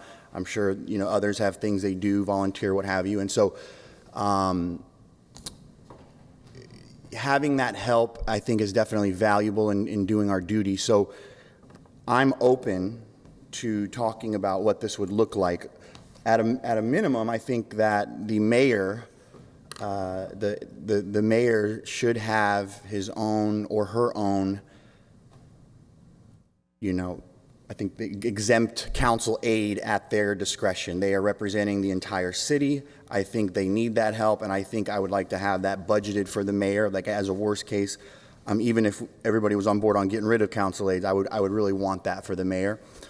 And then I would be fine with a administrative individual, I think it's called senior what have you, under the city manager's office representing the 4 council members. I'm wanting to save money. That's the whole purpose of bringing this up. I want to save money, and we need to find balance, and that's where the salary savings dynamic kind of opened an interesting door for me that I wasn't aware that was there. So just to confirm, there's 118 positions that are not filled going in that we're budgeting for, but they're not filled. So there's $6.5 million as a city that's just being set aside saying, hey, we might fill these positions, and that in essence inflates our budget to the the 2021 year surplus is so low. Like when I see that surplus in my mind, I'm like, guys, we need to lose weight here. We need to, eat Roman noodles and no going out to eat. But then I see these 118 positions that are going to stay in the budget and not be eliminated, right? Then our budget would be surplus $6.5 million and not just $300,000. So because I've been made aware of that, and I've learned this as we dig through all this information, I believe that the future council members that get elected in their district, I think it should be at their discretion what they want to do. I don't want to take that right from them because we're about to have an election and there's going to be 2 district individuals. But if we are going to vote on something and we're adamant one way or the other, like I said, I'm willing to compromise, and I would like to see the mayor have a permanent designated council aide and then one administrative individual. But I'm also more leaning toward giving that discretion to the council member representing their district. If they want a council aide, great. If they don't, that's their decision as the elected representative of that district. So sorry for the 180, but we learn and we make decisions based on new information. So yeah, I'm more with Esther on allowing to keep the position if the council member chooses to. Councilmember Sanchez. Thank you. This is a hard time for anyone to be out there looking for a job. Some people put it at 30% unemployment. Certainly very, very difficult for anyone to be laid off. We do have vacancies that have been eliminated in terms of funding, at least for this year, and that was what, the $4 million savings? Is that right? At this point in time, we had $6.5 million of vacant unfunded positions. $4.5 million of that is included in the budget. The other $2 million are positions that happen to be currently vacant but are in various stages of the recruiting process and so forth. Okay. Hopefully that clarifies that. It's not an additional $6.5 million. $4.5 million is already in the budget that we provided to you. Okay, and there were, in coming up with the budget and in trying to slim down because of COVID and the revenues that have been severely, impacted, there were some positions that while we have them, we're unfunding. So that means that we have positions, but they're basically, we will have a hiring freeze completely except for essential, right? Right. They will remain funded, but they will be frozen so that they won't be filled and will achieve that salary savings from the positions being vacant. So they're funded, but they're not going to be really funded for this coming year, right? That's one way to look at it. Okay. So I'd like to suggest that from 4, because we have 4 right now, I think Mayor Weiss has indicated, I don't know if he still feels that way, that he does not wish to have an aide right now. But if what we're trying to do is save some funds, perhaps if we go down to 33 hours a week, which maintains health insurance, which is very critical, benefits, that we can all keep our aides, and there would be some savings. Because when you come down to, from 4 down to 2, the savings start to like be minimal at best. So maybe if we could do that, I mean, I feel, yes, I need my aide. Yes, I rely on her. And yes, I see the need to try to trim everywhere that we can. But we do work a ton of hours to try to address, especially now. I'm sure everyone has on the dais has had questions about what's going on, what's open, what's not, what can we do, what can't we do. But that would be my proposal, that we cut it down to 33 hours a week, and until we have a better situation, and then maybe we can go back to full time. So that would be my suggestion. Councilmember Kime? I think it's unfortunate that we're in this spot in the first place. This aide position has been abused over the years. My council aide, could I do the job without her? Probably, but for everyone that comes and contacts my office, that she talks to and gives you a lot more information than you asked for about a lot more different topics and links, she makes me much more effective. She has more experience working on the 3rd floor of City Hall than I do. She has a great relationship with staff.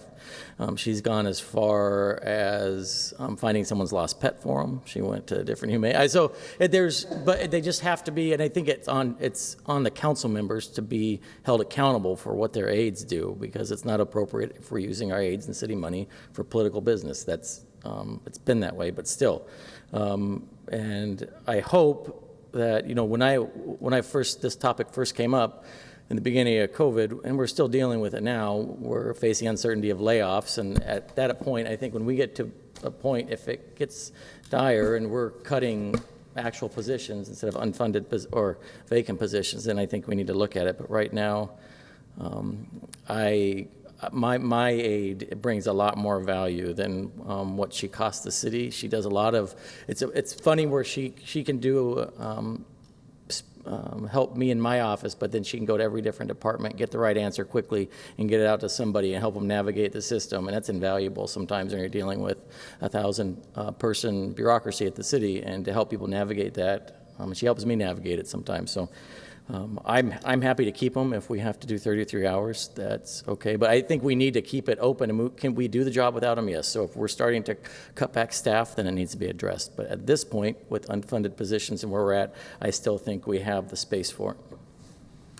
So you had wanted a motion. At this point, I don't think we need a motion. There's clearly 3 people who want to keep their aides, so I think your direction's clear. Deputy Mayor Feller? Thanks. Well, that is quite a change from what I heard initially. If it was 33 hours in the office, I'd say yes, but it is not. For some reason, they think they need to work outside the office, run around town, whatever, and that's the feeling that I get. It's a continued abuse, and it's been happening for a long time. Happened before I was on the council. Same with Councilmember Sanchez. And I've had 2 in 20 years. And the one I have is outstanding, that spends a lot of time in this office and makes a big difference in office morale, because we're the laughing stock of the whole city when nobody can find anybody on the 3rd floor if the council members are not there. So I'm disappointed if this is where it's going.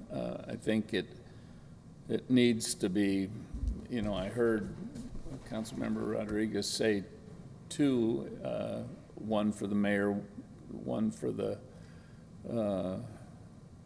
the other 4 council members, and that makes a little bit of sense. It's $100,000 difference in the package, or maybe 90 or 80. But you're still saving I think it was $50,000 or $265,000. So I'm disappointed. I would rather see what was presented than continuing to pretend like we're so busy with. If your aide is actually in the office and working, that's a different story for me. But it hasn't happened, and it's been severe at some times, and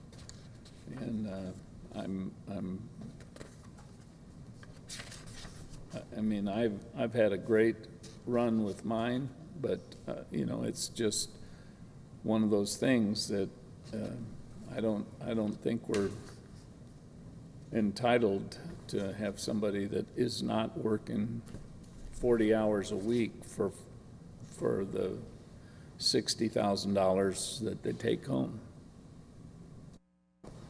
Councilmember Sanchez? Yeah, I forgot to mention that the cities of San Diego and Chula Vista do have full-time aides. In fact, I think City of Chula Vista has, mayor has 2 full-time aides, and the council members each have 1 full-time aide. I don't remember what City of San Diego does. I think they have several positions. I have worked my aides pretty, I've been pretty tough on my aides. I guess that's why I happen to have run through several. But the good thing is that they've moved on to do bigger and greater things. So I've used it as kind of a, you know, an internship. They learn a lot, they work a lot, they've loved working with the public, and then it's like, okay, I want to go on with my studies, and they go on to college and, you know, do what other things. But I do work my aides pretty hard, and it's about the public. It's about providing service to the public. So that's it. That's what I wanted to say. Councilmember Rodriguez? I appreciate the feedback from Deputy Mayor Feller, and I heard Councilwoman Sanchez bring up cutting down the hours. There seems to be a theme of they're not able to do 40 hours of work a week. Oh, she could do more. Oh, but I was okay. just talking about the pay. All right. They lose their health benefits if they go below 33. Is that? Yes. Is that correct? How do you guys feel about just lowering the hours? I think we're saving some money. We're leaving the positions. What are your thoughts? At least we're making some change. I can make a motion. I'll do it. I'll make a motion that council aide positions are to be 33 hours, and so we can save some money there, and then not eliminate the positions. My only comment is I think we've now crossed the line where we spend more time talking about $350,000 than we did about spending several hundred millions of dollars. I think we did. We have a motion and a second. Please vote.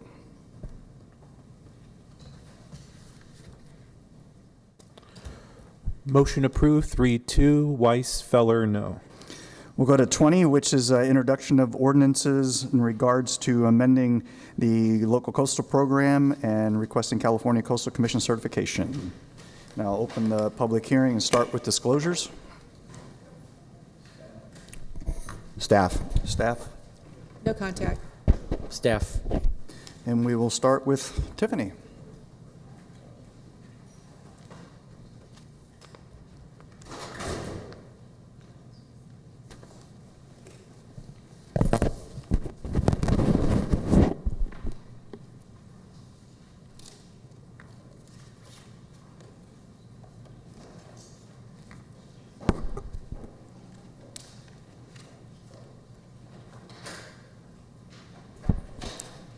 Good evening, Honorable Mayor Weiss, City Council members. I'm Tiffany Chen with the Planning Division.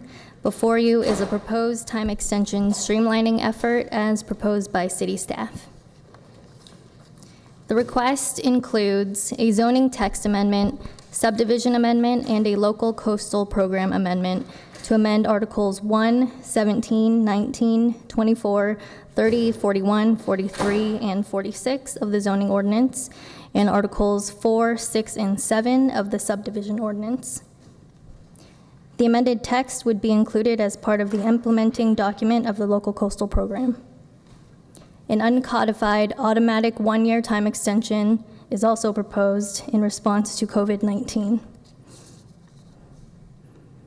The current time extension process is outlined in various articles of the zoning ordinance and in Article 4 of the subdivision ordinance. Currently, discretionary permits, such as development plans and regular coastal permits, etc., are valid for a period of 2 years from the date of approval. A project must be vested, meaning they have to make some progress on establishing the project, such as through substantial grading or construction within those 2 years. If the developer realizes that they'll be unable to vest within the 2 years, then a time extension application should be submitted between 90 and 30 days before the expiration date. They may request an extension for a period or periods not to exceed a total of 3 years. The time extension must be approved by the original approving body, so this is typically before the Planning Commission or the City Council at a public hearing. Between 2008 and 2013, certain projects qualified for automatic time extensions to address the previous economic downturn of the Great Recession. In recent years, since the conclusion of the automatic time extensions, staff has reviewed time extension requests for projects that were set to expire after their original 2-year approval period. Typically, applicants had legitimate reasons for not being able to vest their projects, such as difficulty in securing financing and working through technical aspects of their grading permit review. Although there were no changes to the scope of work for these extension requests, both the applicant and the city staff have had to expend considerable time and resources to process these requests through the discretionary review process, including preparing staff reports, resolutions, and presentations for public hearing. This effort is also in response to one of the Development Services Department's strategic goals for this fiscal year, for the streamlining of certain review processes, one of which is the time extension process. Staff's proposed administrative time extension process would be outlined in the newly added Section 150 to Article 1 of the zoning ordinance and revised language in the subdivision ordinance to match. Entitlements would be valid for 3 years after the date of approval rather than the current 2 years. Time extension requests may be submitted up to the date of expiration instead of between 90 and 30 days before expiration. The application would be reviewed against objective findings, such as legitimate reasons for needing the extension, the project remaining consistent with the general plan, zoning ordinance, and other city policies at the time of original approval, and the physical circumstances and surroundings near the project have not substantially changed since the original approval. The application would be processed administratively and approved by the city planner or the city engineer without a public hearing. A notice of action would be mailed to surrounding property owners and occupants per the original project notification list. The decision would not be appealable. There would be a maximum potential of 3 one-year extensions. And again, staff is proposing an uncodified automatic 1-year time extension for projects that are unexpired as of March 16th, 2020. That's the date the city declared a local emergency. And this 1 year would count towards one of the 3 time extension opportunities for a project. A table was attached to the staff report, which provides a survey of time extension processes in some other jurisdictions. 7 out of the 9 jurisdictions on the table process their time extensions administratively, similar to this current proposal for Oceanside. 3 out of the 9 have initial 3-year approval periods for their entitlements. The potential time extension time periods range from 1 year to 6 years total. Oceanside would be within the range of the surveyed jurisdictions with a 3-year initial approval and a total of 3 years of potential time extensions. It should be noted that time extension requests are not for the review of changes to project scope or to overturn previous approvals. Changes to project scope would be reviewed through a different process, either through a substantial conformity application or an entitlement revision, depending on the scope of work. Projects also still go through their normal appeal period following the date of their original approval. Regarding the proposed uncodified automatic one-year time extension in response to COVID-19, staff believes this is a proactive approach to help the economy, which could suffer similarly to, or perhaps more than, the previous Great Recession. Streamlined review of time extensions would not affect the intake of fees for time extensions, and it is anticipated that projects benefiting from time extension review will continue progress and eventually submit for building permits. On May 18th, the Planning Commission conducted a public hearing on the proposed amendments and voted unanimously to recommend approval to City Council. No public comments were received for the Planning Commission meeting. Staff had also originally planned to present to the Economic Development Commission meeting in April, but it was canceled due to COVID-19. Thus, staff recommends introducing ordinances amending Articles 1, 17, 19, 24, 30, 41, 43, and 46 of the zoning ordinance, and Articles 4, 6, and 7 of the subdivision ordinance for administrative streamlined time extension review, and adopting a resolution establishing the amended text as part of the implementing document of the local coastal program. And that includes the uncodified one-year automatic extensions. This concludes my presentation, and I'm available for any questions. Thank you. Do we have any public? No public. Councilmember Sanchez? Thank you. I did have a question that I should have asked previously. So this is the initial 3 plus 3 one-year extensions for 26, right? And in other words, for the recession from before, and those projects, those are done. Is that correct? So I just want to make sure we're not talking about projects that are pretty old that continue to have extensions. Those would not qualify. We're talking about more recent. Is that correct? Councilmember Sanchez, that's correct. I meant to ask that. All right, move approval. Deputy Mayor Feller? Move introduction, my apologies. Thank you. So how long,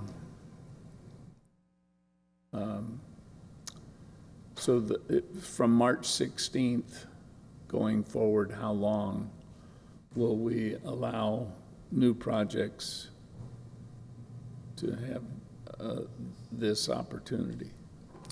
Deputy Mayor Feller, it's for any projects that were still valid as of March 16th, they get 1 year added to their expiration date.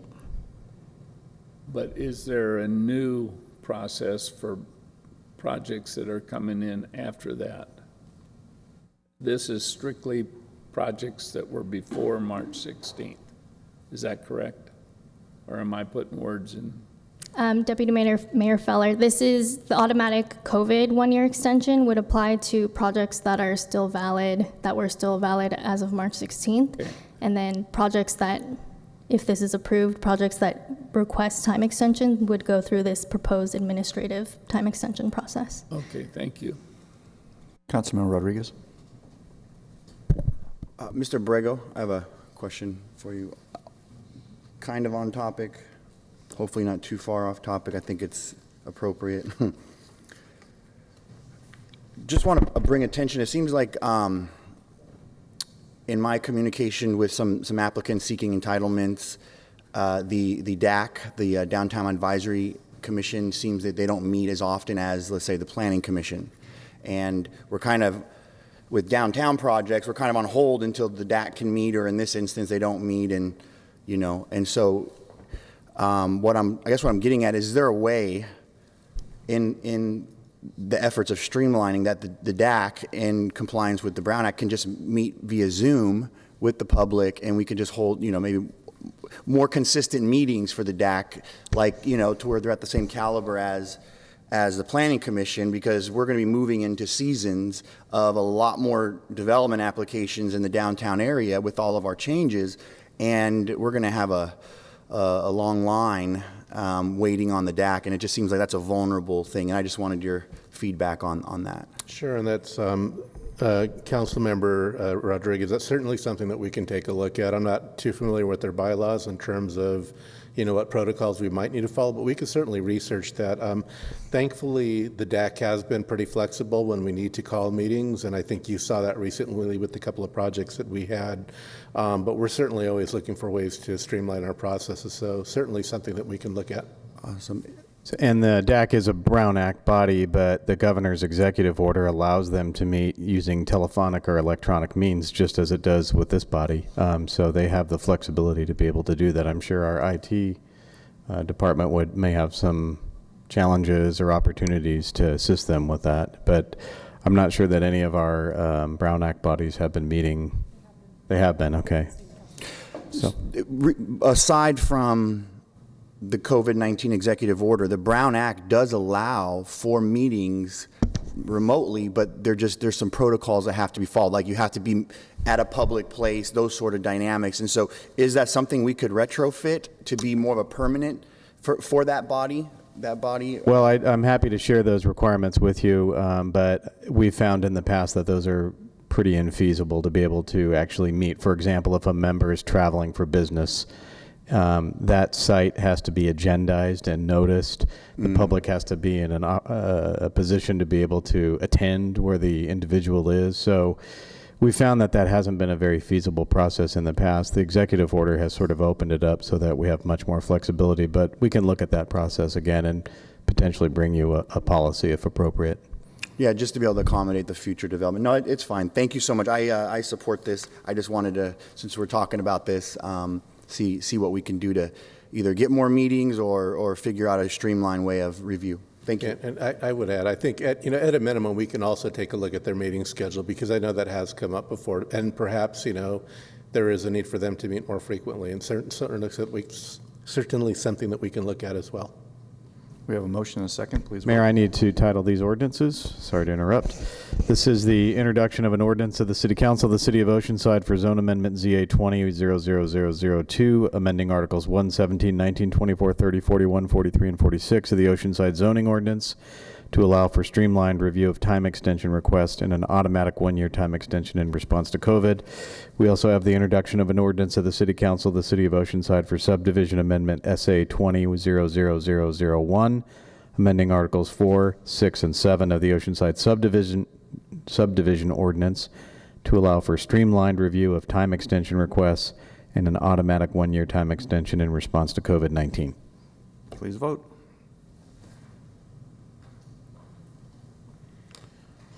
Motion approved, 5-0. We'll go to 21, which is approval to accept additional CDBG monies in regards to COVID, and we will open a public hearing and start with disclosures. Head staff only. Just the staff report. Received a couple emails this afternoon supporting it. Staff and some members of the public, and yeah, we did receive a couple of emails. Staff.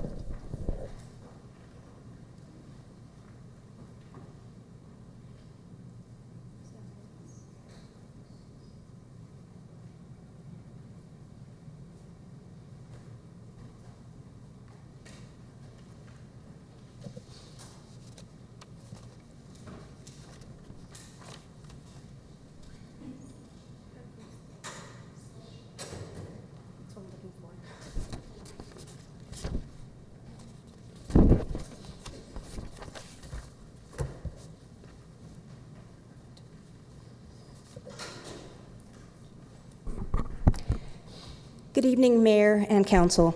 We're here today to take forward in front of you the substantial amendment to our 2019-2020 Annual Action Plan. This action requires quite a few recommendations. One is to accept supplemental funds. A second one is to accept or approve this amendment. Thirdly, modify our citizen participation plan, authorize submission of this plan, and authorize the execution of all associated documents. Why is this necessary? With the pandemic, HUD realized that there needed to be relief to the community, so they passed the Coronavirus Aid, Relief, and Economic Security Act, called the CARES Act. As part of that act, they identified ways to streamline this process and get the money out in the community faster. They allocated to the City of Oceanside $788,485 of CDBG-CV funds. This funding has to be used in preparing, preventing, or responding to COVID-19 impacts to our community. As part of this act, we are also taking this time frame to amend our current action plan and reappropriate both CDBG and home dollars. Generally, this plan requires a longer time frame, 30-day period for public comment, but under this act, they're allowing us to amend our existing participation plan to allow for a more expedited 5-day process and also virtual hearing process that we are enjoying today.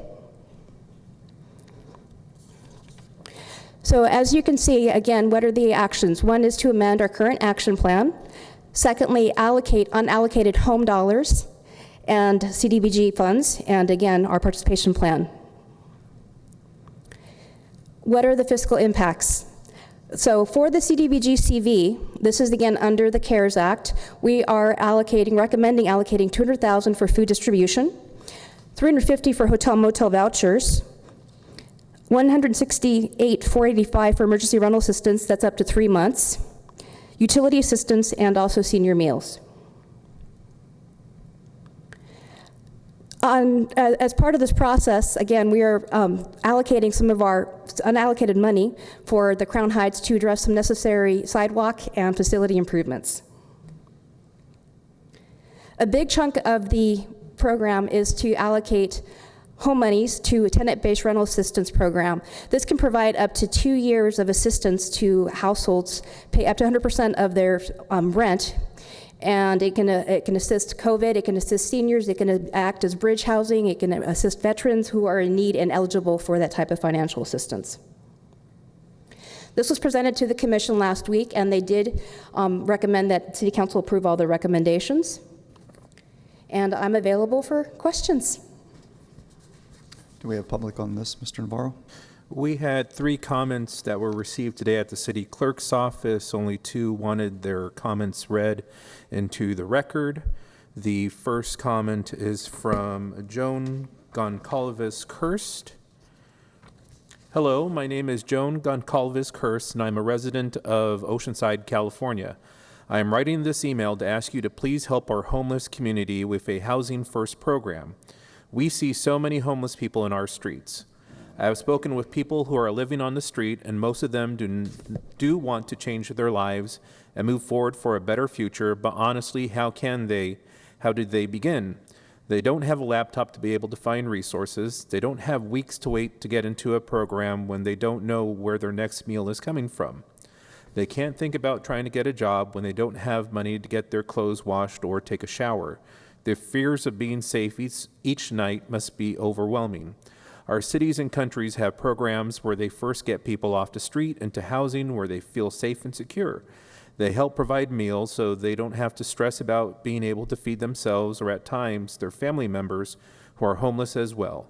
We can provide resources for people and not just give them a phone number, but walk beside them and support their efforts. Once those horrific stressors are relieved, they begin to see they can have a better life. They begin to have hope. They become willing to try to become someone believed in them, because somebody believed in them. Please read this at your city council meeting. I am willing to contribute to this effort in whatever way I can. This is an important issue, and we could help our homeless community if we truly want to. We can do this together. Sincerely, Joan Goncalves-Kirst, retired elementary school teacher, reading specialist. Our next public comment is from Christine Farr. My name is Christine Farr, and I'm a resident of Oceanside. I am very concerned about the health and safety of our homeless population during this time of national emergency. The governor has ordered the cities to house all the homeless during this pandemic. We must move all the homeless out of the SLR riverbed into shelters. Without shelters, there is nowhere to put them except into hotels for the time being until the money runs out. This is a cost-effective alternative to warehousing them in hotels where they can receive intensive case management to connect them to a residential treatment program or to permanent housing. With the lockdown, the damage this pandemic has done to the economy, we can expect a major economic contraction, and there will be a surge in the homeless population, so we need to be prepared. The Amica emergency sleeping cabins offer a simple, flexible, scalable solution that is cost-effective and can be set up to follow the CDC guidelines. Please read this at the council meeting. Thank you for your time. Sincerely, Christine Farr. And that concludes the public comment. With that, we will close the public hearing. Councilmember Sanchez. Thank you. And when I first saw the $788,000 come through, I reached out to staff because, the CDBG is Community Block Grant Program. The original idea was that it would change communities block by block. The census tracts of these, the reason why we even get these funds is because of the census tracts that basically cover the East Side community, Crown Heights, and the Backgate area, and I think a couple of other places. So I want to thank staff for doing the survey to find out what people needed. I asked the question, what is the highest need? And staff went out and did a survey. So the idea that this is what they came up with: food and rental assistance to bridge that gap to pay per month, and then these other things: utility assistance, senior meals, and of course vouchers, hotel motel vouchers. I'm so very happy that we have these extra dollars and that we're going to be able to meet certain needs in the community. The emails that came through were probably addressing the home allocations of $1.1 million for the tenant-based rental assistance, and I'm really pleased that we're able to have that. I'm going to go ahead and move approval. Again, thank you, staff, for doing that. I know the community was really, happy to be asked, and it's for all the actions. Move approval of all the actions. Thank you. Deputy Mayor Feller. Second. We have a motion and a second. Please vote. Thank you. Motion approved, 5-0. And I think with that, we will adjourn to our next regularly scheduled meeting at 3:30 on Wednesday. Sorry, are there any general council member comments? I wanted to make note that, and this is for benefit of my granddaughter's graduation, Haley Williams graduates in about 20 minutes from Mission Vista, and they're of course all slighted by their this disease. But she got a full scholarship to academic scholarship to University of California at Santa Cruz, and so that's pretty exciting. Grace Sega graduated an hour ago from Coastal Academy, and she's going into high school. Look out, whatever high school she goes to. I did see one note we got from somebody in public comments that said that the city of Oceanside was thanking Esther for spearheading the Buena Vista Lagoon, but I do want to have Peter take a lot of credit for that because it was a heavy lift to sway the Coastal Commission and all the agencies to change their minds on that lagoon. But the biggest lift of all was by the property owners who Peter just, that was what he understood what they were talking about, and he made a big difference. We met with City of Carlsbad, and everybody got on board, and Sandag approved it a week and a half ago for the future, and it's going to be a saltwater lagoon except for a portion of it, and it was all in the engineering that So I want to give Peter a lot of credit for understanding what all the things needed from Keith Greer at Sandag and to help the council members that we dealt with in Carlsbad as well. That's a big deal, especially to the people that live around the lagoon. So thank you. Councilmember Rodriguez.